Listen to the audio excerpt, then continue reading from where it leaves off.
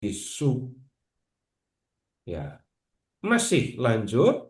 Di ayat 35 itu ada berita tentang Yesus yang menyembuhkan.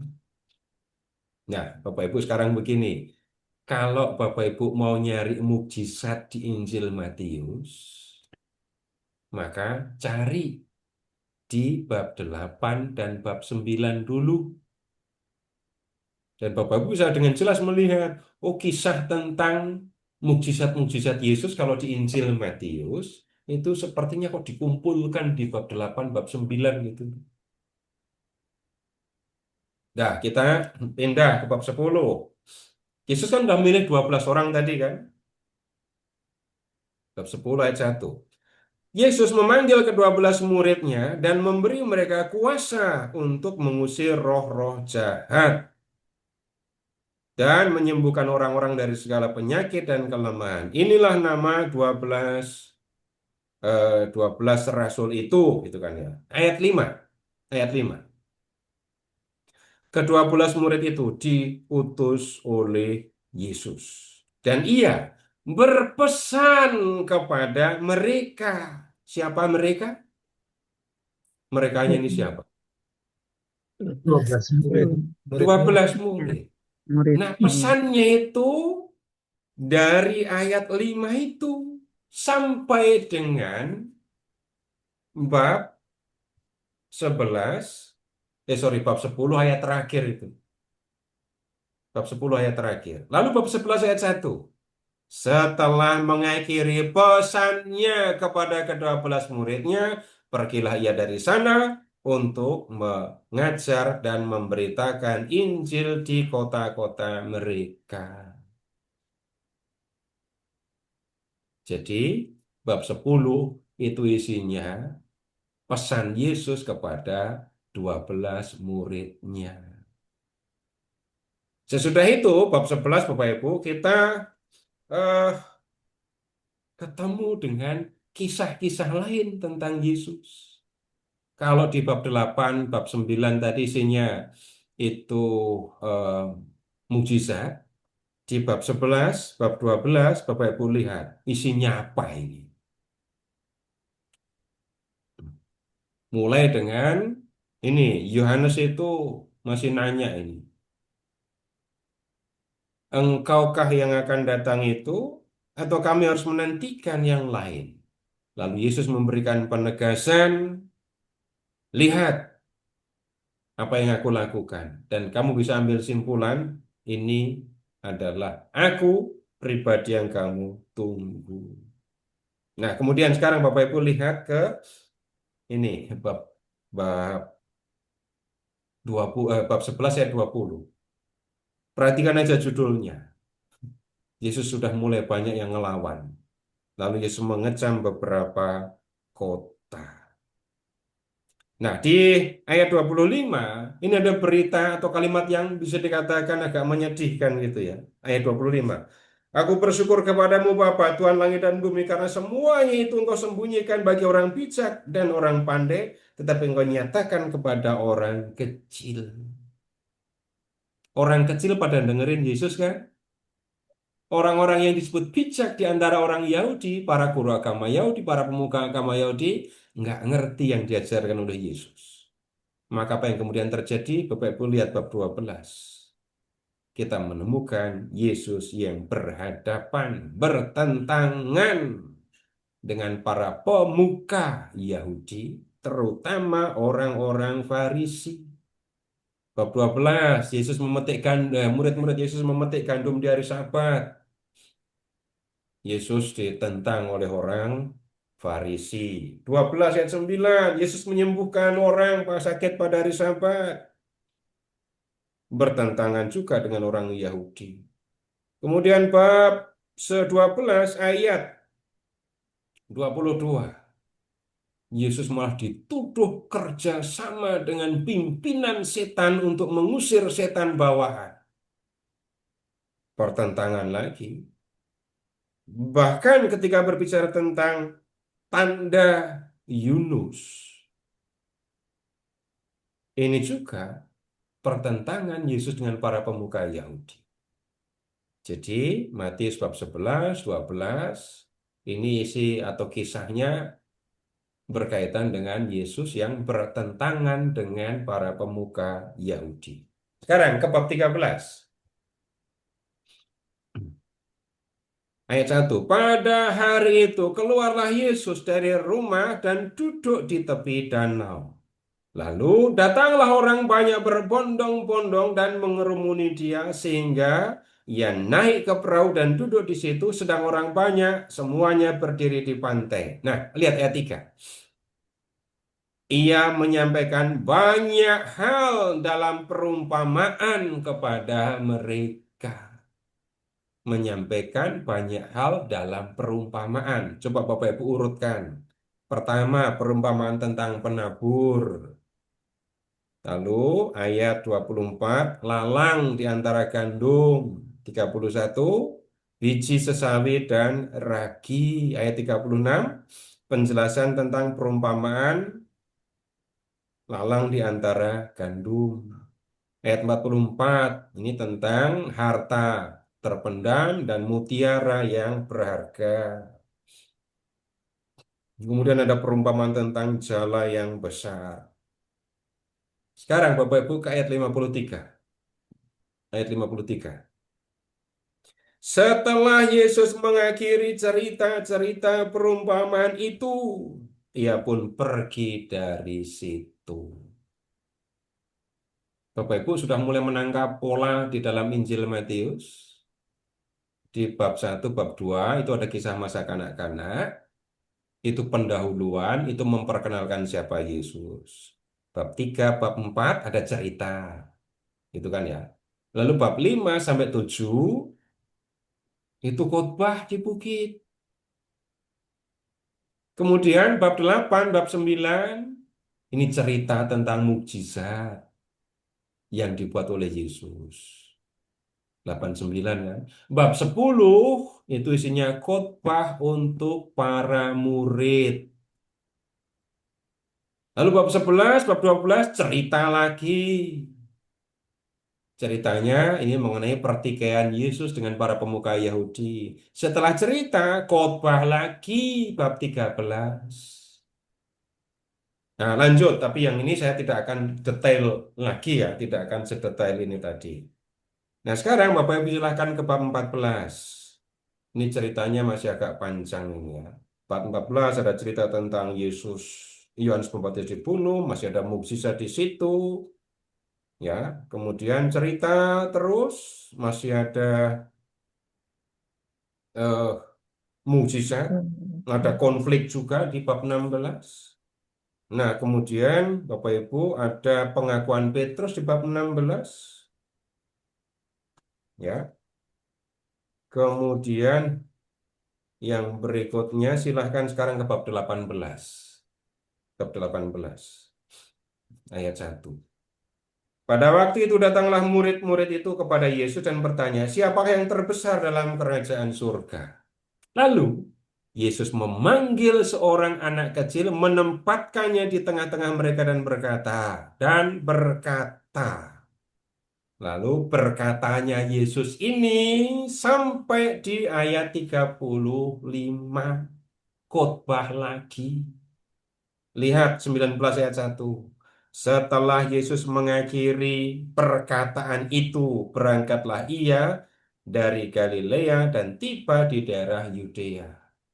Jadi ada yang kayak setiap kali Yesus selesai berkhotbah, Matius menulis, setelah Yesus mengakhiri perkataan, cerita perumpamaan gitu ya.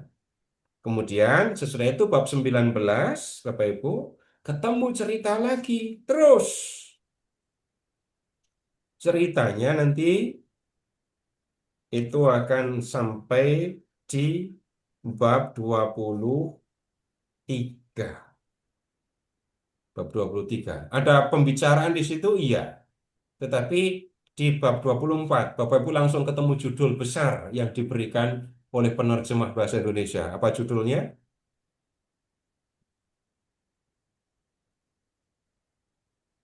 Khotbah tentang akhir zaman. Ya, ini khotbah yang sangat dikenal oleh oleh orang Katolik pada umumnya.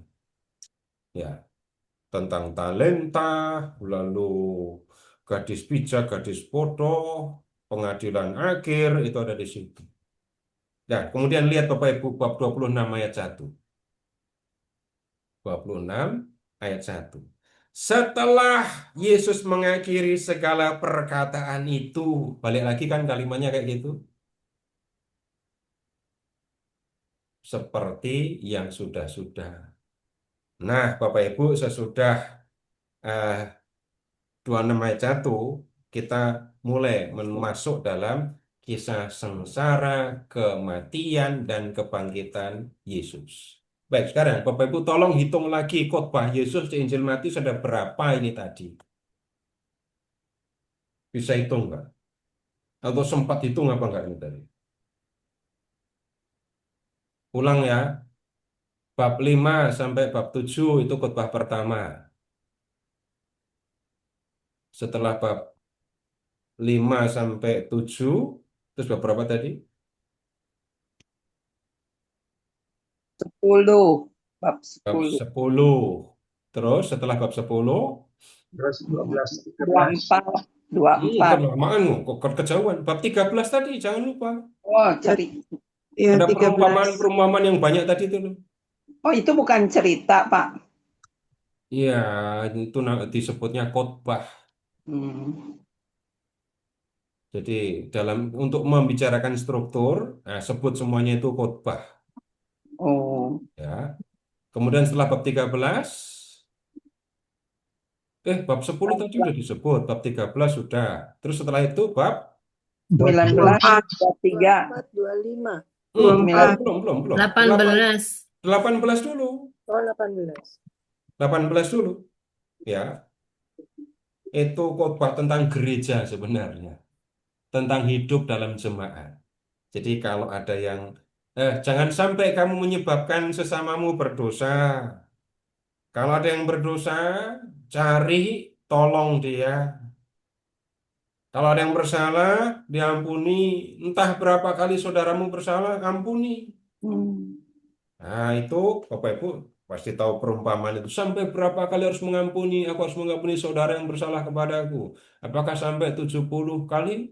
Ya, sampai 7 7 kali? Yesus bilang enggak, kali 7. 490 kali gitu. Nah, kemudian itu ya, itu yang keempat ya. Ya, Lalu yang kelima baru yang khotbah 19, tentang akhir zaman. 24. Nah, jadi sekarang begini Bapak Ibu, mengingatnya, bab 1, bab 2 itu kisah masa kanak-kanak yang menjelaskan, memperkenalkan siapa sebenarnya Yesus. Ya. Kemudian sesudah itu Bapak Ibu akan ketemu dengan 5 rangkai cerita khotbah, cerita khotbah, cerita khotbah sampai 5 kali. Itu berakhir di bab 25 ya. Lalu di bagian akhir bab 26 sampai dengan 28 kita ketemu dengan kisah sengsara, wafat dan kebangkitan Yesus. Itu isi dari Injil Matius. Nah, kemudian mungkin bisa muncul pertanyaan, kenapa kok 5? Nyatanya kita menemukan ya, Bapak Ibu ingat tanda-tanda. Setelah Yesus mengakhiri perkataan, cerita perumpamaan, dan seterusnya tadi ya, nyatanya kita ketemu 5 khotbah di dalam Injil Matius. Tidak dibuat-buat. Bapak Ibu semua melihat sendiri apa adanya. Pertanyaannya, kenapa kok 5? Sesuai hukum Taurat, Pak. Hmm. Pentateuch Terus, ada sesuai 5. dengan hukum Taurat. Taurat. Nah, kemudian berikutnya lagi, kalau Bapak Ibu mendengar kata Taurat, Bapak Ibu ingat siapa? Musa. Nah, Bapak Ibu tolong ingat lagi, ketika Musa lahir, berapa bayi yang mati dilemparkan di Sungai Nil? Hmm. Jawabannya banyak, gitu kan ya? Ya. Coba Bapak Ibu ingat yang di Matius bab 2. Ketika Yesus lahir, ada nggak bayi-bayi yang dibunuh gara-gara Yesus? Banyak. Banyak. Itu pembunuhan bayi-bayi di Bethlehem kan? Iya. Bapak Ibu lihat ya, Yesus waktu kecil menghadapi hal yang sama dengan yang dialami oleh Musa. Musa bayi mau dibunuh. Musa selamat, tapi kemudian raja marah lalu membunuh bayi-bayi. Di Perjanjian Baru, di Injil Matius ini, Yesus lahir. Yesus akan dibunuh oleh seorang raja. Yesus selamat, tapi raja marah lalu membunuh bayi-bayi di Bethlehem. Dari situ Bapak Ibu, ini contoh mengidentifikasi ya. Jadi Yesus itu siapa kalau mendengar cerita ini tadi? Yesus. Musa Perjanjian Baru. Iya, kita akan menemukan begitu. Musa baru. Sekarang Bapak Ibu, sekarang lihat ya ke Injil Matius bab 5. Matius bab 5.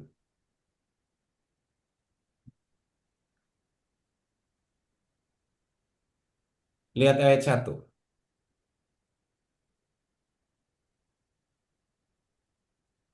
Bab 5 ayat 1. Apa yang tertulis di situ? Ketika Yesus melihat orang banyak itu, naiklah ia ke atas bukit, dan Baik, setelah Yesus ia naik ke bukit. Terus habis itu ngapain? duduk, setelah Duduk, ia terus duduk, datanglah murid-muridnya kepadanya. apa yang dilakukan Yesus selanjutnya? Yesus mulai berbicara dan Yesus mengajar mereka. mengajar mereka. Udah, sekarang pakai pakai pakai gini, memori yang sederhana saja. Di Perjanjian Lama, yang menyampaikan firman Allah dari gunung atau di gunung itu siapa? Musa. Musa dan Harun. Harun enggak ya? Harun. Harun ngapain? Jubirnya, juru bicara. Jubir ketika bertemu dengan Firaun, tapi bukan jubir ketika menyampaikan hukum. Ya. Kemudian, sekarang Bapak Ibu ke Injil Matius, masih bab 5 ya. Lihat ayat 17.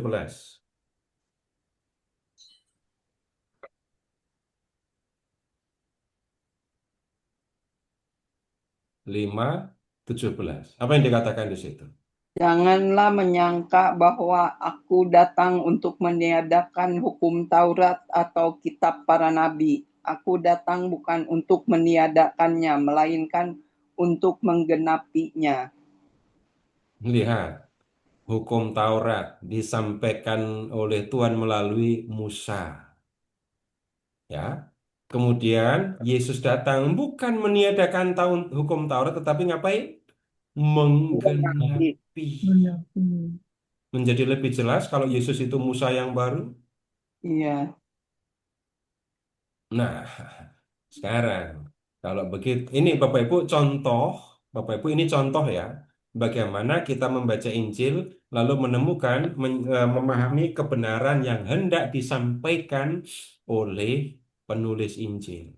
Ini contoh setelah membaca begini-begini, oh Matius mau bilang Yesus itu Musa yang baru yang menyampaikan firman Allah yang bukan mau meniadakan Taurat tetapi mau menggenapi. Nih, Bapak Ibu bisa ambil simpulan sendiri, bisa melihat sendiri bagaimana kita harus belajar. Kalau sudah tahu ayat 17 yang baru saja dibaca, jangan melawan ucapan Yesus. Banyak orang Katolik malah mau meniadakan Taurat. Lanjut dulu. Lihat ke ayat 19. 5:19. Karena itu, siapa yang meniadakan salah satu perintah hukum Taurat, sekalipun yang paling kecil, dan mengajarkannya demikian kepada orang lain, ia akan diberi tempat yang paling rendah di dalam kerajaan surga. Baik, sudah jelas kan? Itu dulu, Bu. Sudah jelas kan? Ya, Peringatan untuk tidak meniadakan hukum Taurat. hukum Taurat biarpun itu yang paling kecil. Coba sekarang lihat ayat 38 dan 39.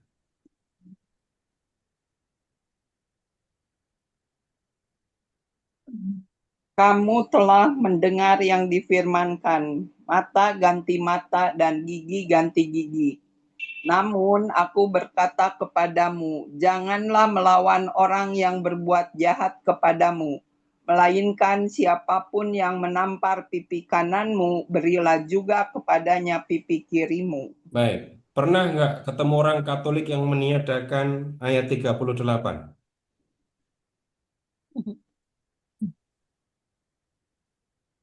Eh, jangan-jangan itu termasuk yang meniadakan ayat 38 itu hadir join di grup ini lagi.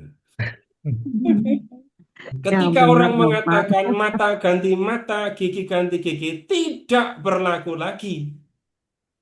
Lalu diganti oleh pipi kanan tambahin pipi kiri.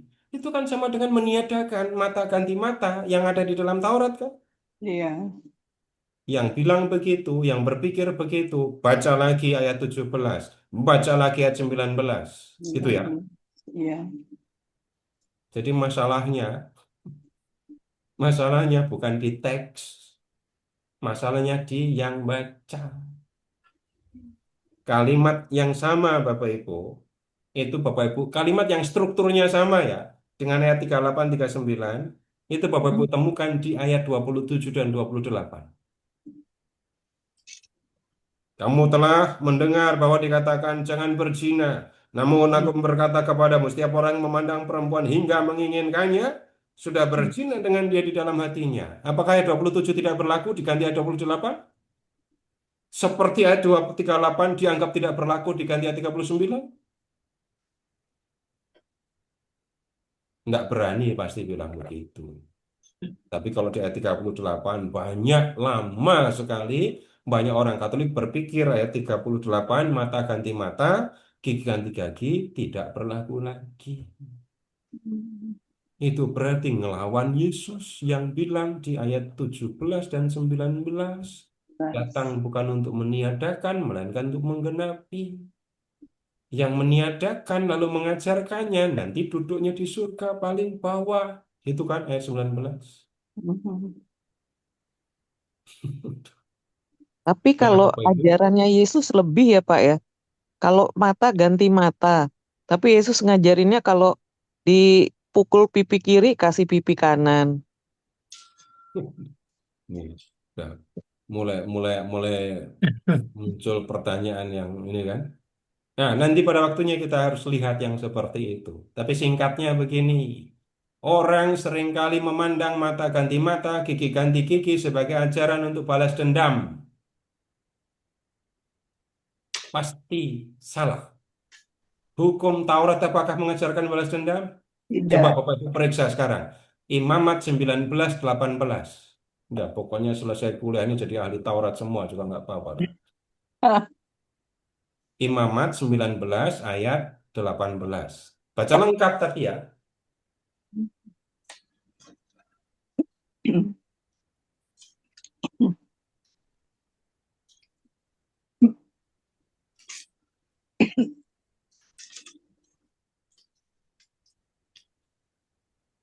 Apa yang dikatakan. Cari sampai ketemu ya. Jangan percaya kalau ada teman yang baca.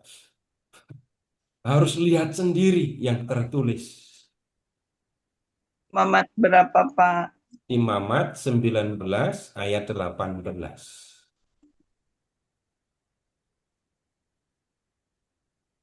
Janganlah engkau menuntut balas dan janganlah menaruh dendam terhadap orang-orang sebangsamu, melainkan kasihilah sesamamu manusia seperti dirimu sendiri. Akulah. Baik. Kalau membaca Imamat 19:18, jelas kan ya? Ya. Jangan menuntut balas, jangan menaruh dendam. Lalu kalau orang mengatakan mata ganti mata ngajarin balas dendam, nah itu pasti yang baca ngambil simpulan sendiri. Kalau mau tahu apa yang dimaksudkan dengan mata ganti mata dan gigi ganti gigi, Bapak Ibu lihat, masih di kitab Imamat ya, masih di kitab Imamat, silahkan pindah ke bab 24 ayat 19 dan 20. Ini daripada ini saya sampaikan Bapak Ibu lihat sendiri supaya nggak penasaran aja. Apabila Coba seseorang belajar. membuat sesamanya cacat, maka seperti yang telah dilakukannya, begitulah harus dilakukannya kepadanya. Patah ganti patah, mata ganti mata, gigi ganti gigi, seperti ia membuat orang lain cacat. Begitulah harus dibuat kepadanya. Nah, ini bukan ajakan balas dendam. Ini adalah prinsip dalam menjatuhkan hukuman. Oh, Kalau ada orang yang memukul tangan sesamanya sampai patah, hukuman apa yang cocok untuk dia?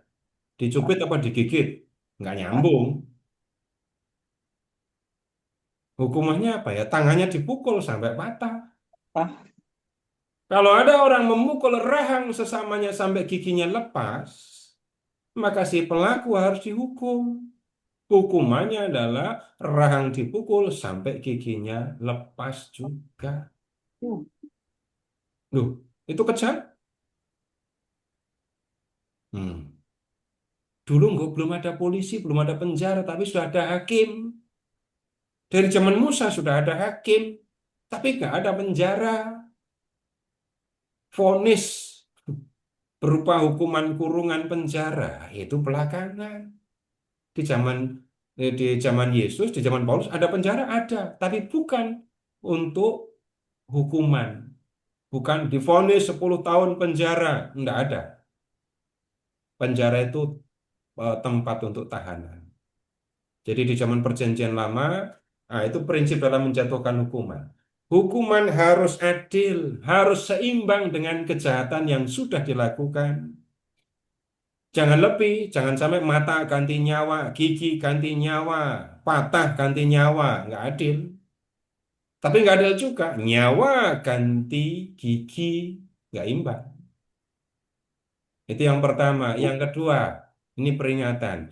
Kalau kamu tidak mau tanganmu patah karena dipukul orang lain, maka ya jangan mukul orang lain. Itu kan pelajaran ibu-ibu kepada anaknya waktu masih kecil ya. Kalau kamu nggak mau dicubit, maka jangan nyubit. ya itu yang dimaksudkan. Kalau kamu tidak mau disakiti, ya jangan menyakiti. Terus harusnya bagaimana? Bapak Ibu tolong pindah lagi ke Matius bab 7 ayat 12 sekarang. Balik lagi Injil Matius bab 7 ayat 12. Bapak Ibu nggak usah belajar Taurat habis itu. Cukup baca itu lalu sudah tahu isi hukum Taurat itu apa.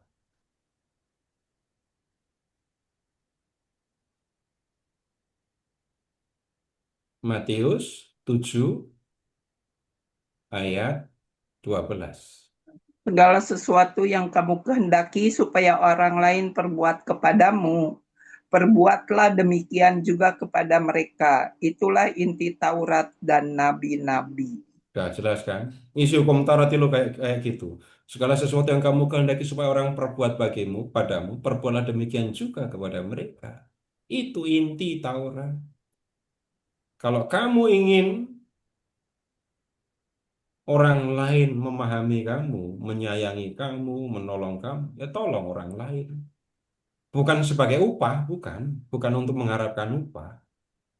Apa yang kamu kehendaki supaya orang perbuat kepadamu, perbuat demikian kepada orang lain. Nah, Bapak Ibu, ini dulu sampai di sini dulu. Kalau ada yang perlu diklarifikasi tentang isi Injil Matius ini tadi, ini silahkan. Jadi yang saya sampaikan ini tadi, eh, pemahaman dasar harus diingat, kita tidak sedang membaca buku sejarah, kita sedang membaca buku teologi yang menyampaikan kebenaran iman. Nah, kemudian kita masuk menelusuri Injil Matius. Nah, kalau kita membaca teks apa adanya, kita menemukan bab 1, bab 2 itu pendahuluan isinya perkenalan siapa Yesus. Sesudah itu ada 5 rangkaian cerita plus khotbah. Kemudian bab 26 sampai 28 itu kisah sengsara, wafat dan kebangkitan Yesus. Lalu saya ajak Bapak Ibu untuk melihat contoh apa yang mau disampaikan dalam Injil ini. Loh, ada cerita mirip-miripnya dengan Musa. Oh, Yesus itu oleh Matius ditunjukkan dia adalah Musa yang baru, yang datang bukan untuk meniadakan Taurat, melainkan untuk menggenapi. Itu hanya ada di Injil Matius, Injil lain nggak punya yang kayak gini. Baik, silahkan. Kalau mau berdiskusi, silahkan nyalakan kamera dan kita diskusi. Silahkan. Pak, saya mau tanya yang bab 7 ayat 12. Kadang-kadang kan saya tidak, misalnya contohnya, saya tidak pernah menipu orang, tapi kok bisa ditipu, Pak? Maksudnya? Ya, kan di sini perbuatlah apa yang kita perbuat, maka orang lain akan berbuat seperti No, itu. bukan begitu, bukan begitu. Hah? Segala sesuatu yang kamu kehendaki supaya orang perbuat kepadamu, perbuat demikian kepada mereka. Tidak ada timbal balik, tidak ada soal upah mengupah. Saya sudah tekankan tadi. Oh, Nah, sekarang begini. Ibu tidak ingin, sudah pasti ibu tidak mau ditipu. iya. Dan Nah, saya tidak karena pernah itu tipu. ibu tidak akan pernah menipu orang. Bukan Ya. begitu maksudnya. Oh, Jadi bukan saya tidak menipu supaya maka orang tidak menipu saya. Bukan. oh, iya ya. Nah, ibu emang lupa sama Tuhan Yesus. Pernah nyakitin siapa malah dibunuh itu. Iya. Jadi ini tuntunan Bapak Ibu ketika mau melakukan yang benar, yang baik. Nah, pada prinsipnya saya pengen orang memperlakukan saya dengan baik kan. Mhm. Maka yang akan saya lakukan apa? Memperlakukan orang lain dengan baik. Nah, ini aja dah. Ibu, kalau di rumah, kalau misalnya di tempat Ibu ini dingin atau panas sekarang? Ada AC ya, dingin, Pak. Enggak, cuaca. Oh, dingin. lagi dingin, habis Hujan hujan. dari Dingin, pagi. hujan. Dingin. Kalau pas di lingkungan Ibu ada doa lingkungan, Ibu Hmm. pengennya minum apa? Hmm. Kalau pas dingin gini enaknya minum apa? Ibu pengennya minum apa? Hangat. Jahe. Jahe ronde gitu kan ya? Iya. Ya. Nah, saya pengen kayak gitu. Saya pengen disediain begitu. Nggak ada Tapi unsur timbal balik. Maka ketika saya tahu cuaca dingin, saya akan Saya menyiapkan bikin. minuman hangat untuk warga lingkungan yang datang. Begitu. Oh, gitu maksudnya. Ya, Iya, makasih, Pak. iya, iya. Silahkan Pak Benny.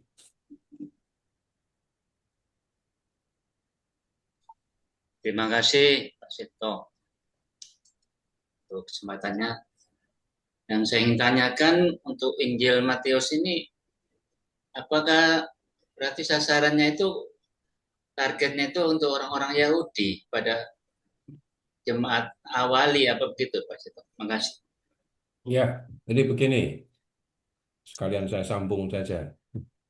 Eh, Bapak Ibu, kalau Bapak Ibu itu adalah orang yang baptis baru, bisa nggak Bapak Ibu ini mendengar kalimat, kamu telah mendengar firman, mata ganti mata, gigi ganti gigi.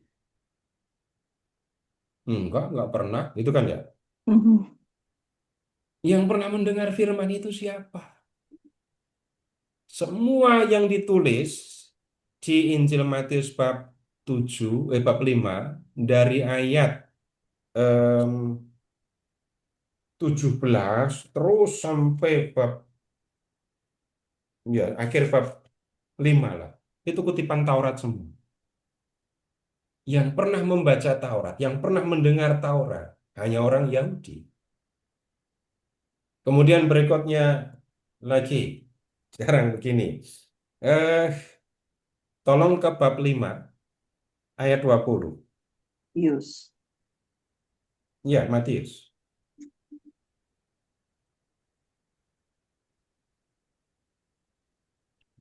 Aku berkata kepadamu, jika hidupmu tidak lebih benar daripada ahli-ahli Taurat dan orang-orang Farisi, Sesungguhnya kamu tidak akan masuk ke dalam kerajaan surga. Seandainya Ibu Bapak belum pernah membaca Injil Matius, lalu mendengar kalimat, ya, kalau hidupmu tidak lebih benar daripada ahli Taurat dan orang Farisi, kamu nggak akan masuk kerajaan surga. Bapak Ibu akan tengok-tengok kanan kiri apa nggak dengar kalimat kayak gitu? Pasti akan tengok-tengok. Ya, Yang tahu orang Farisi, yang tahu ahli Taurat, ya hanya orang-orang Yahudi. di Tambah lagi, pindah lagi ya. Ayat bab 23. Matius bab 23.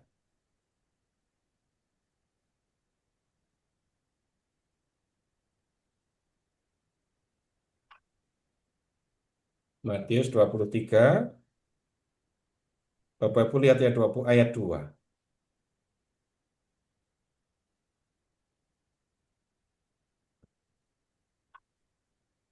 Apa yang dikatakan di situ? ayat 2. Ya, Ahli-ahli Taurat dan orang-orang Farisi telah menduduki kursi Musa. ayat 3. Sebab itu, lakukan dan peliharalah segala sesuatu yang mereka ajarkan kepadamu. Tetapi jangan turuti perbuatan-perbuatan mereka, karena mereka mengajarkannya tetapi tidak melakukannya. Baik, lihat ayat 3 lagi.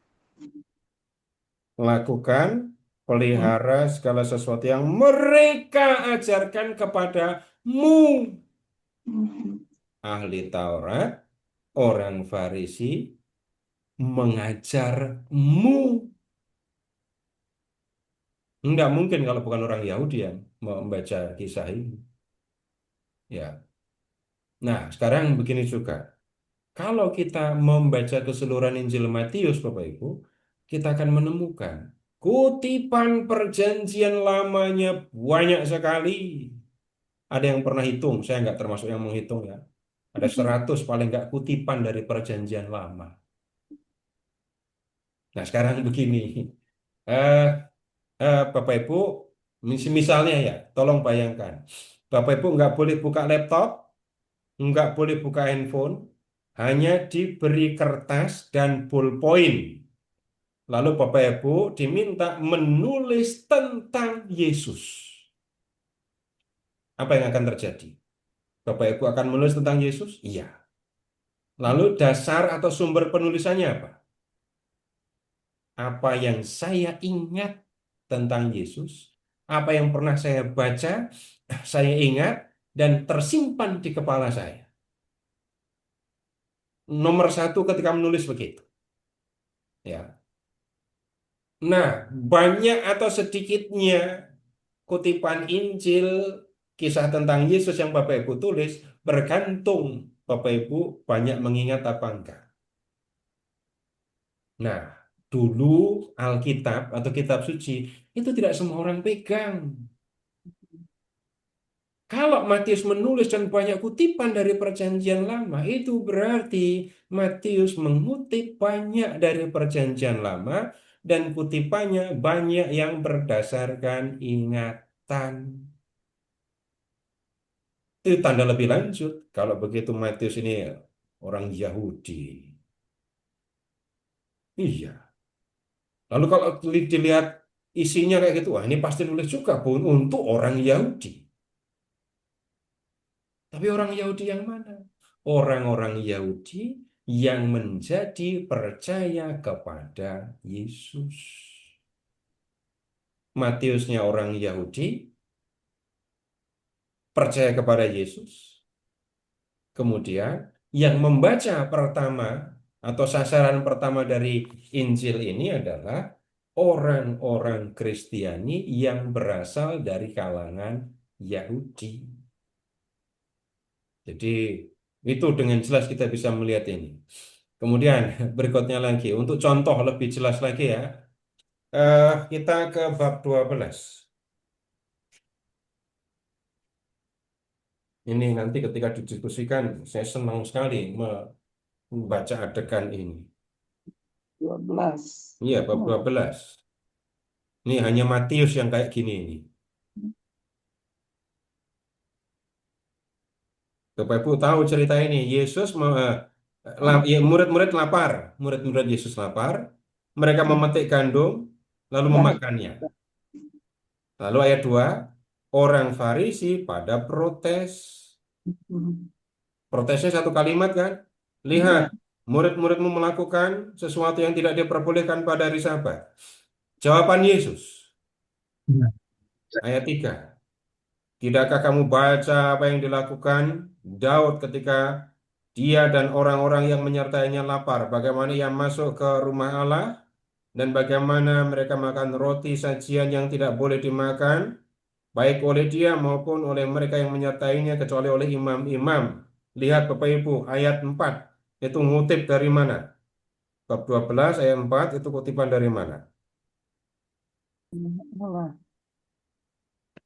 Jadi Bawah, apa? bawah. Lihat di ayat Dari lihat Imamat, referensi paling bawah.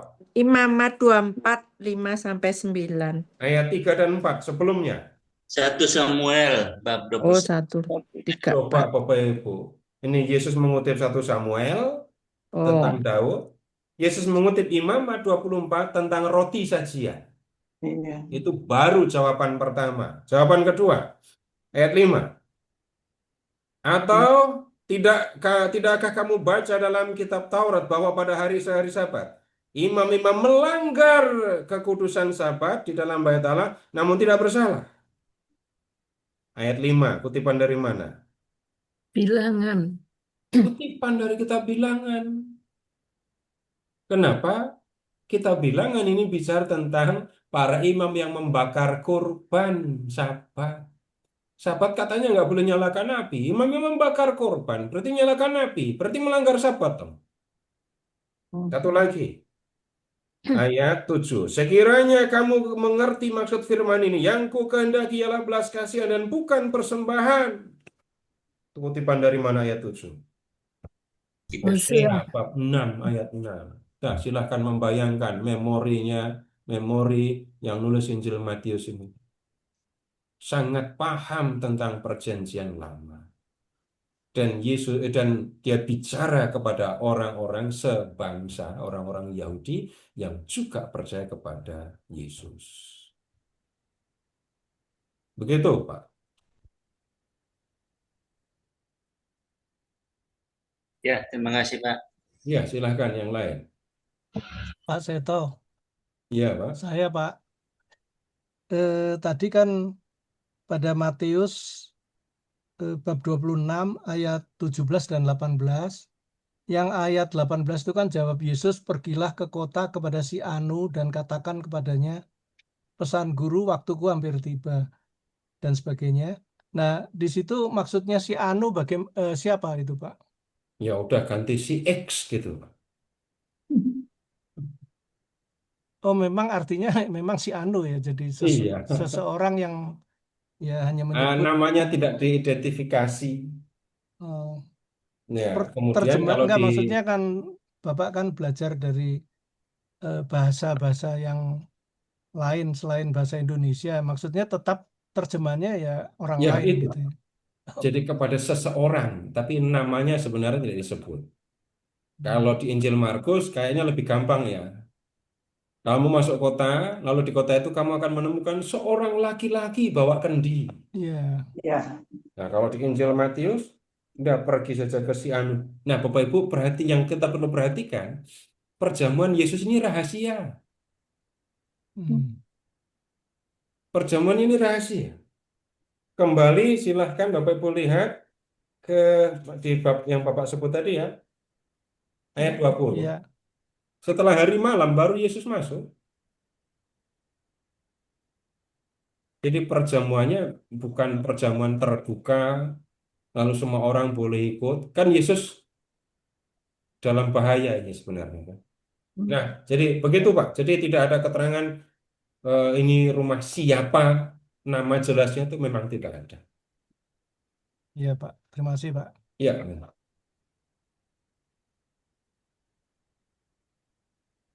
ada lagi? Silahkan kalau masih ada.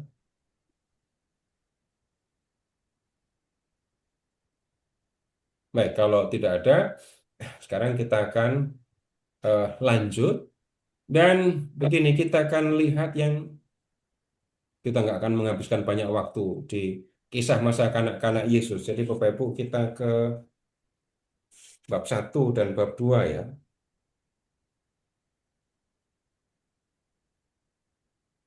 Yang sering kali jadi persoalan ini begini. Ah, di Matius bab 1 ayat 1 sampai dengan 17 itu ada daftar nenek moyang Yesus. Kemudian daftar nenek moyang Yesus kita juga temukan di Injil Lukas bab 3. Lukas bab 3 dari ayat 23 sampai dengan ayat 38. Ya. Yang jadi persoalan yang sering kali dipertanyakan kok beda gitu ya. Kok beda? Bedanya bagaimana? Begini saja. Bapak Ibu sekarang menghadapi Matius atau Lukas? Matius, Matius, Pak. Matius. Ayah dari Yusuf itu siapa?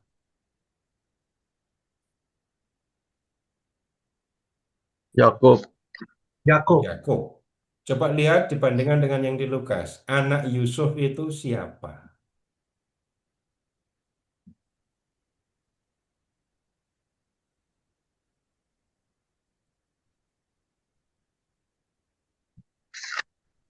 Eli. Ya. Kemudian kalau Bapak Ibu urutkan, Bapak Ibu akan menemukan nama yang beda-beda. Antara Matius dengan Lukas, ini namanya beda. Lalu macam-macam keterangan diusahakan untuk menjelaskan kenapa kok berbeda. Matius menggunakan garis keturunan Yusuf, Lukas pakai garis keturunan Maria. Ya, nggak bisa begitu. Kenapa? Masa garis keturunan dihitung dari ibu? Nggak bisa. Kemudian keterangan yang lain, eh, begini. Matius itu kalau diperhatikan, Bapak Ibu begini ya. Coba Bapak Ibu di Injil Matius cari dari Daud. Isai mempunyai anak Daud. Setelah Daud terus Salomo, Salomo. Setelah Salomo ah, Rehabeam, Rehabeam. Rehabeam, Setelah Rehabeam Abia, Abia. Asa, Terus Yosafat, ya Yoram, Yoram. Uzia, Terus Yotam, terus Ahaz, ya lanjut. Hizkia, Hizkia, Hizkia. Terus setelah Hizkia Manasye, Manasye. Manase, Setelah Manasye Amon, Amon. Terus Yosia, siapa? Yosia, Yosia. Ya. Yekonia, Babel, Setelah Yosia Yekonia, Yekonia. Setelah Yekonia Sealtiel, stop di Yekonia. Yekonia, Dari Daud sampai Yekonia itu raja semua. Dari Daud sampai Yekonia itu raja. Enggak semuanya baik. Yang baik itu hanya Daud, Hizkia, Hizkia, Yosia, Yosia. Sudah itu. Manasye, Amon, wah itu penyembah berhala itu. Yosafat masih baik. Nah sekarang Bapak Ibu tolong periksa yang ini di Lukas. Ini jadi kalau ini malah mundur ya. Jadi di Lukas, silakan ke bab 3 tadi ya. Sekarang cari di ayat 31 itu ya. Daud ya. Ada ayat 31 ada Daud kan? Sekarang urutannya dibalik ke atas. Daud itu punya anak namanya siapa? Isai, No, lihat teksnya. Daud itu anak Isai, tetapi Daud punya anak namanya Nathan. Nathan. Nathan. Nathan punya anak namanya Matata. Matata. Terus punya anak lagi namanya Mina, Melea. Ya, Eliakim. Ya, Bapak Ibu, Yonam. yang Ya. ini enggak ada raja. Hmm. Salomo nggak disebut di sini, yang disebut adalah anak Daud yang anak Daud yang bernama Nathan. Memang ada anak Daud yang bernama Nathan. Nah, jadi setelah Daud, Bapak Ibu, sampai dengan Yesus, ini di Lukas nggak disebut nama raja-rajanya. Sedangkan di Injil Matius sebut nama raja semua. Nah, sekarang begini, kalau kita membaca Injil sebagai sejarah, Bapak Ibu harus merunut silsilah. Gimana caranya menemukan kebenaran historis tentang silsilah Yesus ini. Untuk Pak Roy yang biasa ngurusi silsilah saja, belum tentu bisa nemu ini. Pak Roy kan biasa ngurutin silsilah gitu.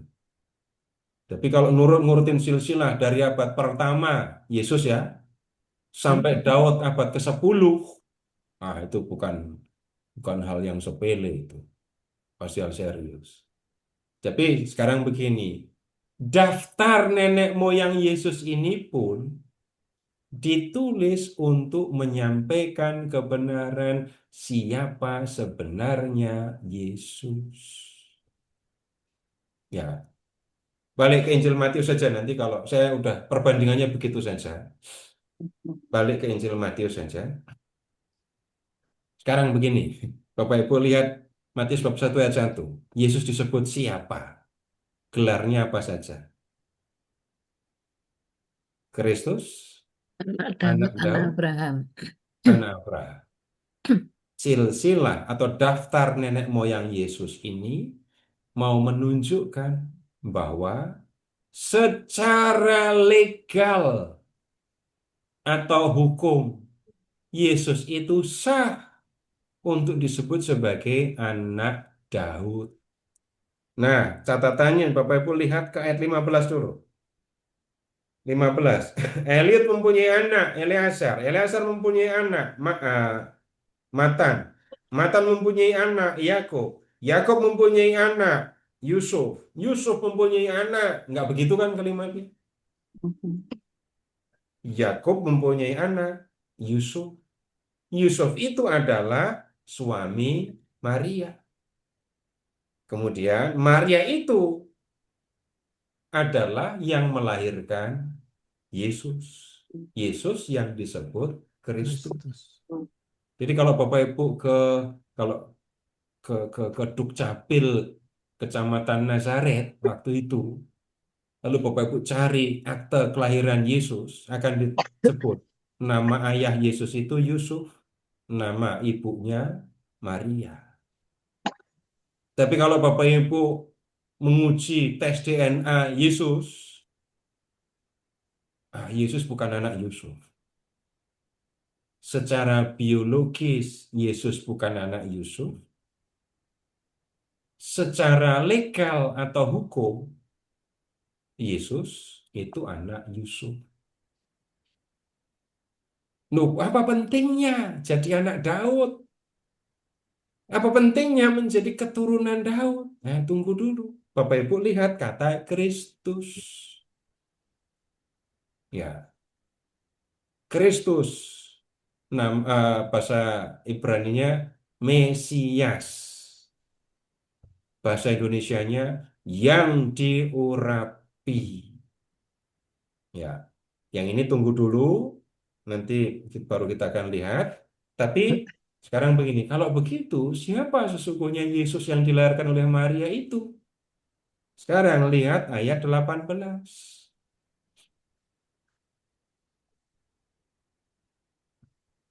Kelahiran Yesus Kristus adalah seperti berikut.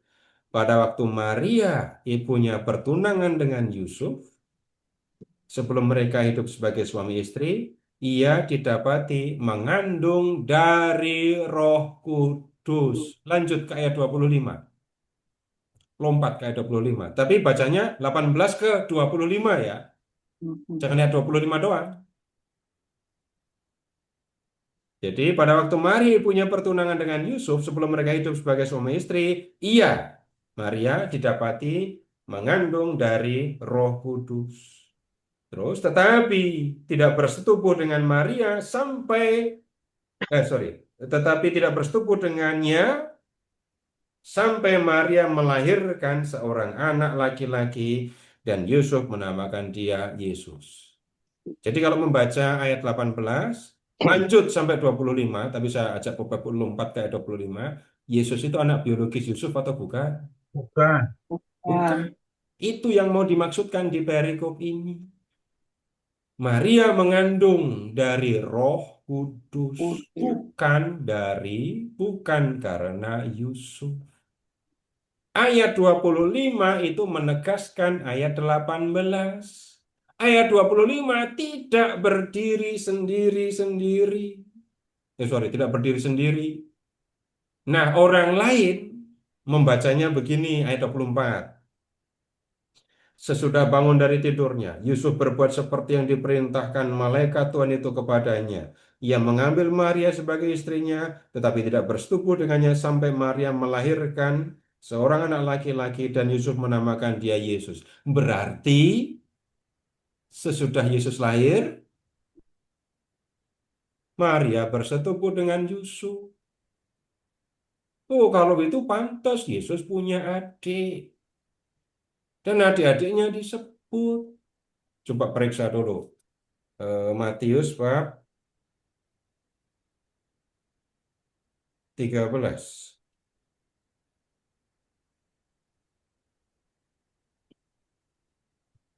Matius 13, Iya. 55.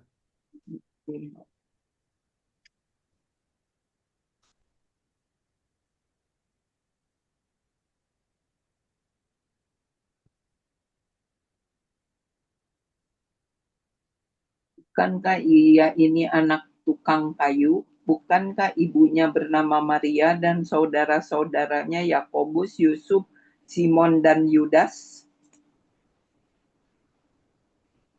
Udah, ada saudara. Terus ayat 56.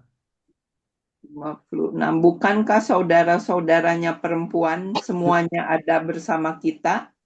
Jadi, dari mana Pindah. ia memperoleh semuanya itu?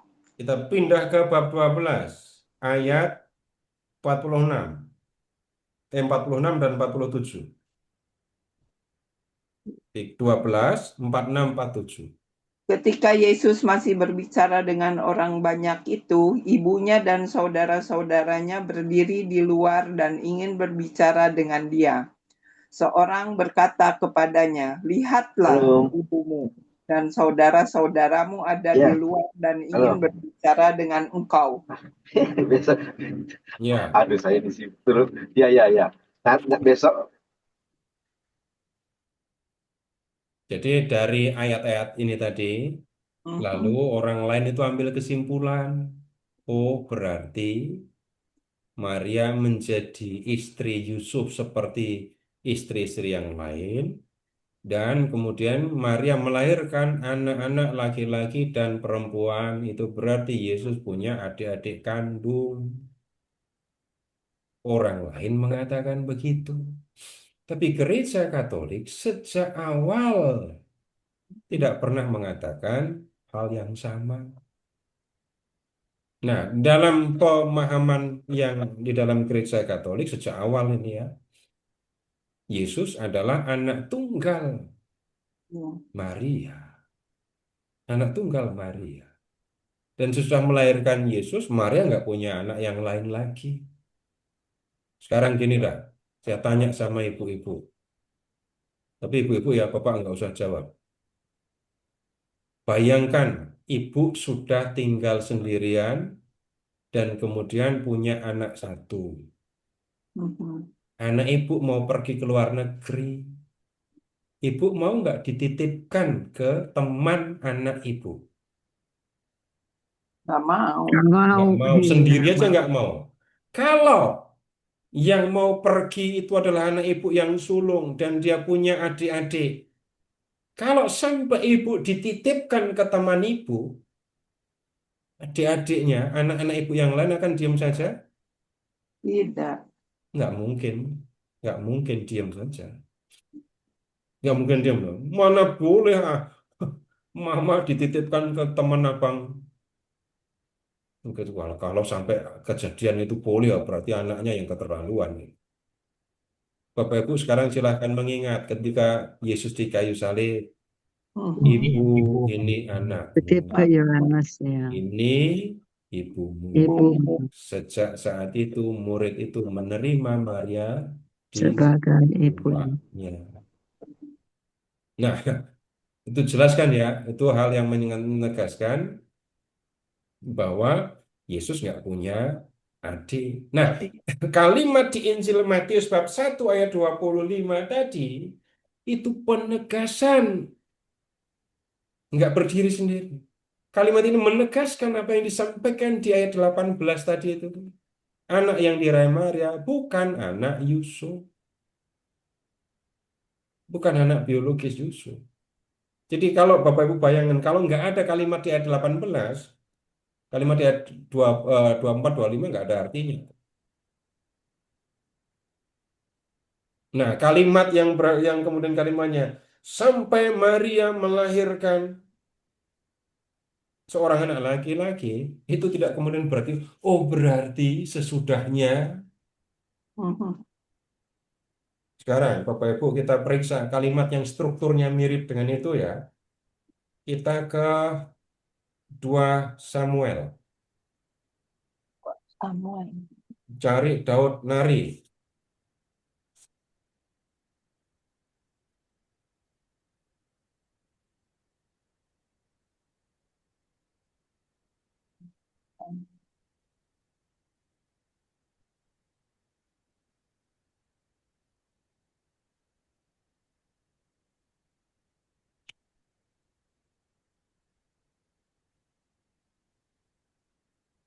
Bab 6 ya.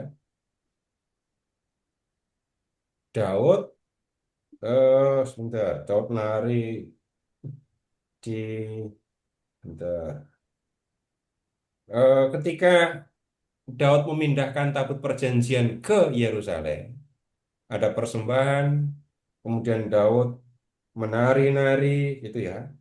Kemudian sekarang Bapak Ibu kita ke ayat 20, ayat 20.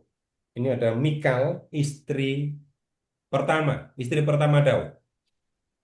Dia komentar begini, betapa terhormatnya Raja orang Israel berperilaku hari ini dengan menelanjangi dirinya di depan budak-budak perempuan para abdinya, seperti seorang manusia hina yang menelanjangi dirinya sendiri. Tetapi kata Daud kepada Mikal, Oh.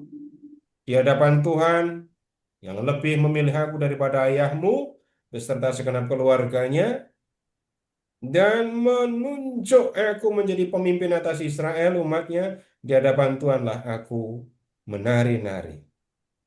Bahkan lebih daripada itu. Nah, karena sudah mengejek Daud, lihat ayat 23. Mikal binti Saul tidak mendapat ajal sampai Jangan. ajalnya. Berarti sesudah dia mati, Nggak punya.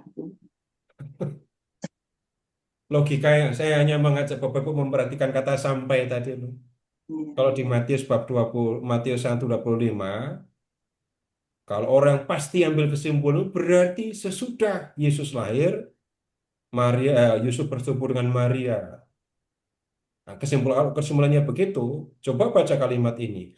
Mikal tidak mendapat ajal sampai. Kalau terjemahan yang lama gimana bunyinya coba? Bukan ajal. Di terjemahan yang lama bukan ajal. Sampai hari matinya. Sampai hari matinya. Berarti sesudah hari matinya dia punya anak. Begitu logikanya? Nggak bisa. Nah, itu saya hanya membuat perbandingan Bapak Ibu, kata sampai melahirkan Nggak bisa kemudian orang ambil kesimpulan, oh berarti sesudahnya begini-begini. Enggak. Nah, kembali ke Injil Matius. Nah, kalau begitu saudara-saudara Yesus itu siapa? Kata saudara dalam masyarakat Yahudi zaman itu sama dengan kata saudara dalam bahasa Indonesia. Pupu. Saudara kandung, saudara. Saudara sepupu, saudara. Lalu pokoknya masih ada hubungan darah, saudara. Nah, itu saudara-saudara Yesus yang dimaksudkan itu mereka yang masih punya relasi atau hubungan darah dengan Yesus, tapi bukan adik kandung Yesus. Baik, sekarang kembali ke Injil Matius Tapi bab 1. maaf, bukannya Yusuf Duda misalnya Pak, mungkin nggak? Bisa mengatakan begitu, tetapi itu tidak ada di teks. Oh, Jadi, Ibu, Bapak punya foto keluarga kudus? punya. Kalau fotonya itu ori, Mhm. itu Yusufnya sudah kelihatan sangat dewasa, Tua ya. lalu Marianya masih kelihatan Muda. muda sekali. Mhm. Nah, Yusuf itu duda punya anak. Dan kemudian, ya, Yusuf mendapatkan tugas dari Tuhan untuk menjadi ayah dari Yesus itu. Tapi kemudian, Bapak Ibu kalau cari sumbernya itu dari Injil Apokrif di abad keempat, bukan dari 4 Injil. Ya. Jadi kalau Bapak Ibu menemukan foto Maria dan Yusuf, lalu Marianya masih muda, Yusufnya masih muda, nah itu malah aneh. Itu lukisan itu pasti nggak Katolik gitu dah. Karena dalam tradisi gereja Katolik dari abad keempat itu. Nanti silahkan browsing itu sumbernya dari mana. Tetapi sekali lagi itu sumbernya bukan dari teks kitab suci, jadi saya tidak bisa menggunakannya sebagai materi untuk berbicara.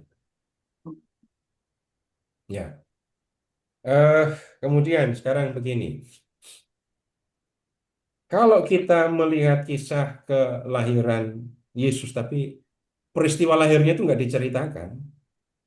Yang tolong Bapak Ibu perhatikan, Yesus itu asal-usulnya ternyata bukan dari dunia.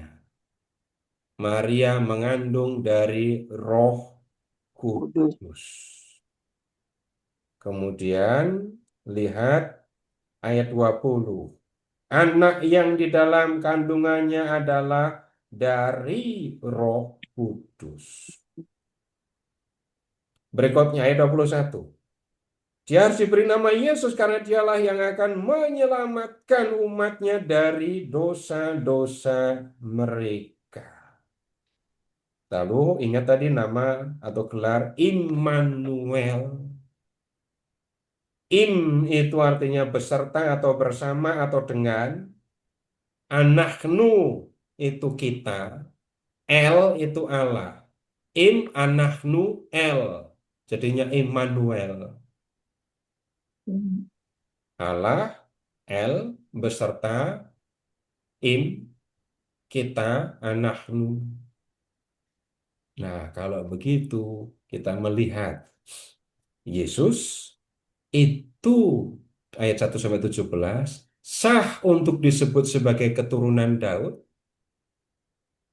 tapi kemudian sesungguhnya dia adalah anak Allah.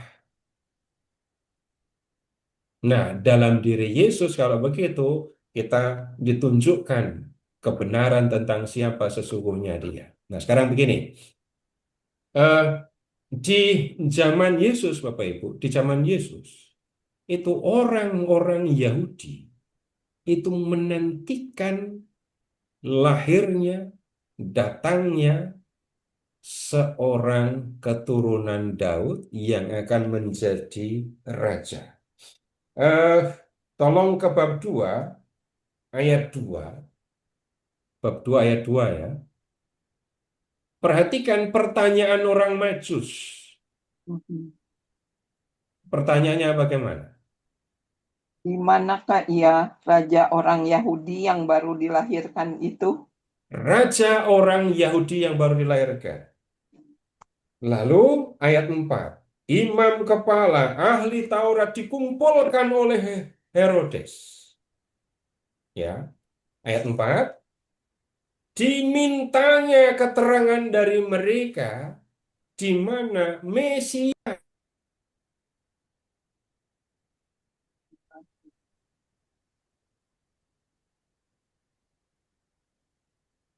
di mana Mesias akan dilahirkan. Mesias itu sama dengan Kristus. Yesus. Mesias Ibrani, Kristus Yunani. Ya.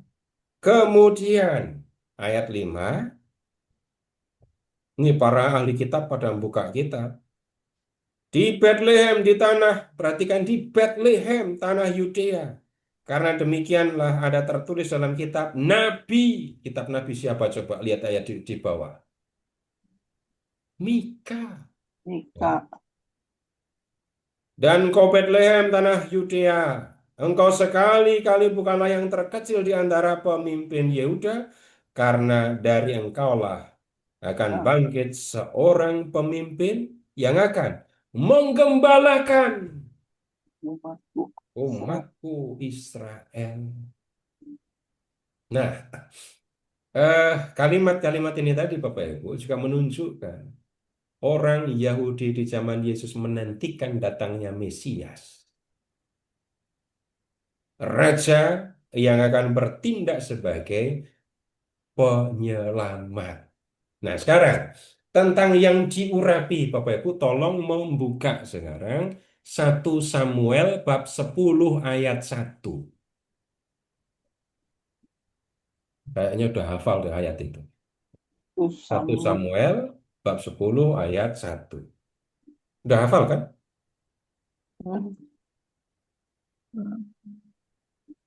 Lalu Samuel mengambil buli-buli berisi minyak dan menuangkannya ke kepala Saul. Dia mencium Saul sambil berkata, "Bukankah Tuhan telah mengurapi engkau menjadi pemimpin atas umatnya Israel?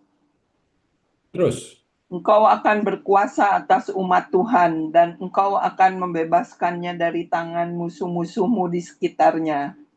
baik, Inilah sekarang tolong Bapak Ibu perhatikan di ayat itu ya. Tugas Saul sebagai orang yang diurapi. Jawabannya cuma ada di ayat itu, nggak boleh ambil dari teks lain. memimpin umat. Memimpin Umat Umatnya kurang jelas. membebaskan dari tangan musuh-musuh di sekitarnya. Membebaskan umatnya dari musuh-musuh. Tugas orang yang diurapi itu adalah membebaskan umat Tuhan dari musuh-musuh. musuh sekitar. Baik, kemudian tandanya kalau Saul diurapi, inilah tandanya itu, Bapak Ibu harus lompat ke ayat 6. Ada apa di 1 Samuel bab 10 ayat 6? Roh Tuhan akan menguasai engkau dan engkau akan mengalami kepenuhan seperti nabi bersama mereka. Engkau Baik, akan stop di situ, Bu. Jadi tanda kalau Saul diurapi menjadi Mesias, menjadi pemimpin itu adalah dipenuhi oleh Roh Tuhan. Ya, sekarang Bapak Ibu, tolong diingat tugas Mesias, membebaskan umatnya dari musuh-musuh. Bapak Ibu bandingkan sekarang dengan Matius bab 1 ayat 21. Matius 1:21.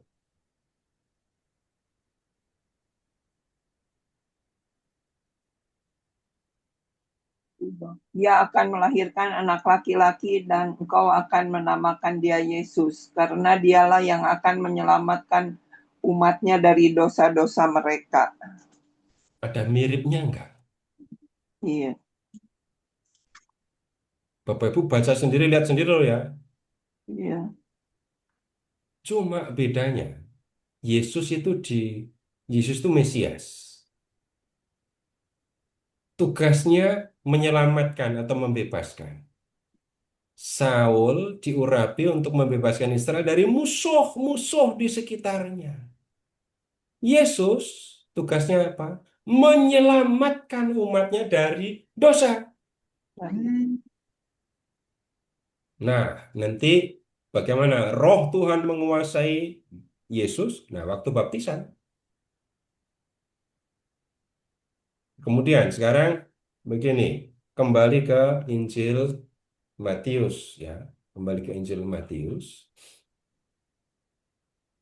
Kalau ini ya, orang Yahudi itu menantikan datangnya Mesias, itu bukan sembarang anak yang akan dia tunggu. Karena apa? Mesias itu harus lahir sebagai keturunan Daud. Lu tahu dari mana? Bapak Ibu tolong sekarang pindah lagi ya. Kita ke 2 Samuel bab 7. 2 Samuel bab 7.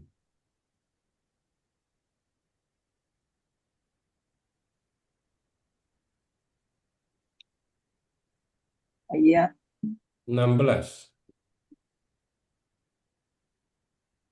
Dinastimu dan kerajaanmu akan teguh untuk selama-lamanya di hadapanku. Tahtamu akan kokoh untuk selama-lamanya. Baik, sekarang tolong pahami kalimat sederhana itu. Dinastimu akan gimana tadi, Bu? Dinastimu dan kerajaanmu akan teguh untuk selama-lamanya Baik, di hadapanku. sekarang dinastimu akan teguh selamanya. Apa artinya itu? Berdiri Keturunan, kokoh. Turunan. keturunannya. Janji ini disampaikan Tuhan kepada Daud.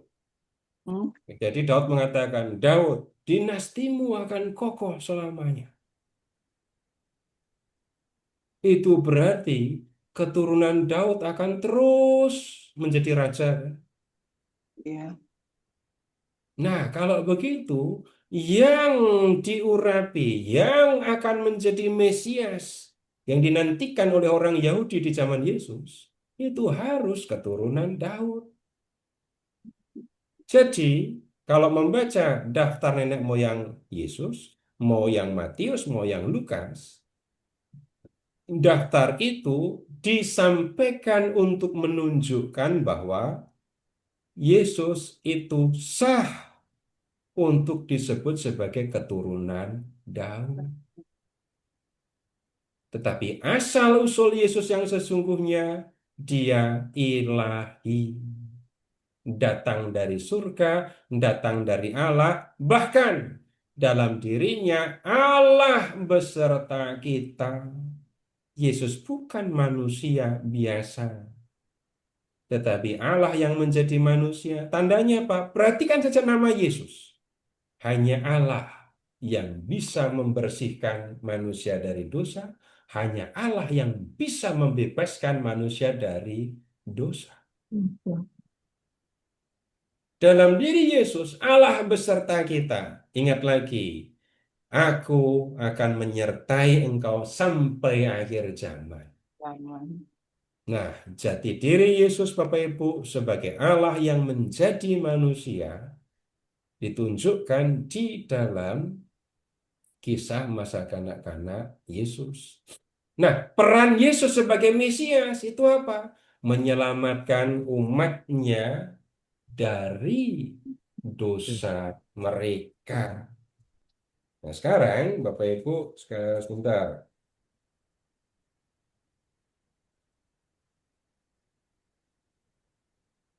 Tolong ke Injil Matius bab 20. Bentar, kok.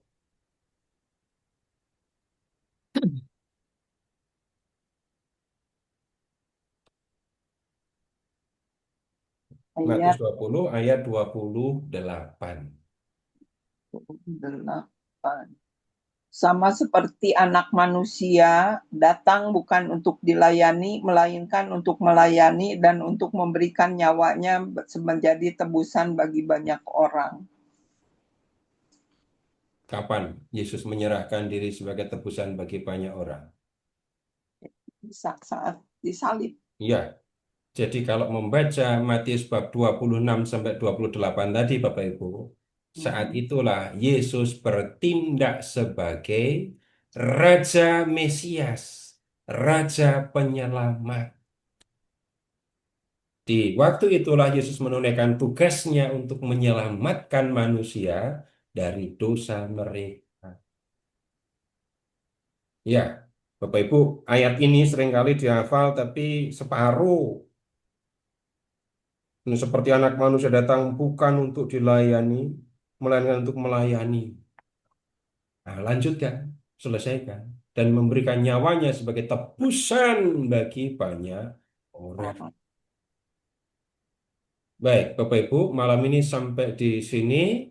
Bapak Ibu lanjutkan membaca untuk pertemuan berikut ya. 2, 3, 4. Matius bab 2, bab 3, bab 4 ya.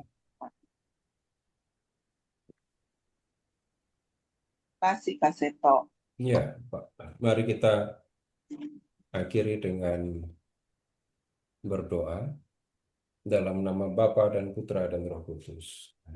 Amin. Kami bersyukur kepadamu Bapa atas segala berkat yang telah Kau limpahkan untuk kami, terlebih karena Engkau telah memanggil kami untuk mengikuti Yesus Kristus Putra-Mu. Dialah yang datang untuk menyelamatkan kami dari dosa-dosa kami, untuk membawa kami dalam kehidupan abadi bersama-Mu. Kami bersyukur atas panggilan yang telah Kau berikan kepada kami Bapa, dan kami mohon kepadamu, bantulah, teguhkanlah kami, agar setia mengikuti Putra-Mu, mengutamakan apa yang dikehendakinya, mendengarkan apa yang diajarkan, dan mengikuti apa yang diteladankan. Tolonglah kami agar tidak memperlakukan putramu dengan cara yang keliru, memperlakukan putramu sebagai sarana untuk memenuhi keinginan kami. Tolonglah kami agar bersih dari niat dan tindakan yang seperti itu. Karena bagaimanapun Bapa, putramu telah menyelamatkan kami dari dosa, dia telah mempersembahkan diri di kayu salib untuk menyelamatkan kami dan membawa kami dalam kehidupan abadi. Karena itu bantulah kami, agar kami mengasihi putramu dengan kasih yang sejati, dengan sungguh-sungguh melakukan apa yang Kau kehendaki. Kemuliaan kepada Bapa dan Putra dan Roh Kudus, seperti pada permulaan, sekarang, selalu, dan sepanjang segala abad. Amin. Dalam nama Bapa dan Putra dan Roh Kudus. Amin. Terima kasih.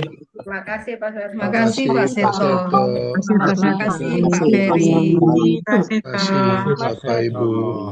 Terima kasih Pak Seto. Terima kasih Pak Seto. Terima kasih Pak. Terima kasih Pak. Terima kasih Pak Seto. Saya, kasih Pak Seto. iya, mari. Terima kasih Pak Saya Seto. tutup ya. Ya, yang keluar. Terima kasih.